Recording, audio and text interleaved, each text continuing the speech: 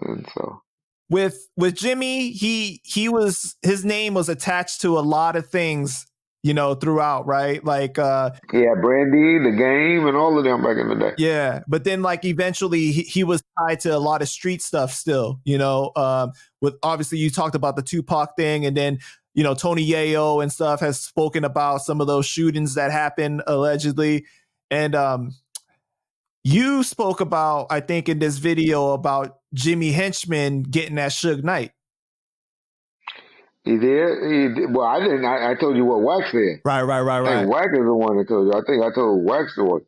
But I'll tell you how much juice Jimmy still has to this day. Tell y'all a story.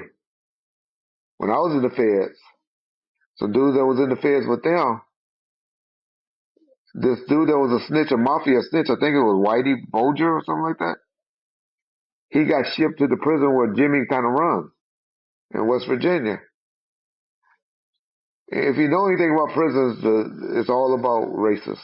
The whites run the whites, the black runs the blacks. The Mexicans, they got like three sets. You got what they call the paisas or the paisas. Then they have the 13, the northerners, the southerners, and the border brothers. So they got different Mexicans. Then you got of course, the islanders is what they call all the different other nationalities. And so they all kind of click and police each other. They send Whitey Bulger to this prison that Jimmy had the yard and was big, and I guess there was a lot of blacks there.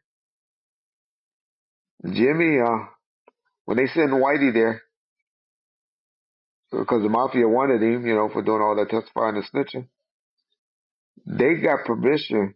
They went to Jimmy and was like, damn, he must be coming here because the blacks about to take care of him and look out for him. He said, no, I ain't protecting you. He was killed 15 minutes within that conversation. Wow. This is all I'm trying to say, how the type of juice that Jimmy still has to this day. He did snitch. He definitely was a big snitch with the Italians. And the mafia brought up a bunch of them now. But Jimmy has had a reputation now of alleged paperwork that Wack has spoken about. I'm still trying to tell you how that nigga still got a yard in the federal penitentiary, and it ain't a Supermax. It ain't where El Chapo and them at, or people like that. But it ain't the one in Colorado. But it's still a level 4 or a Supermax federal penitentiary. So I don't buy into that.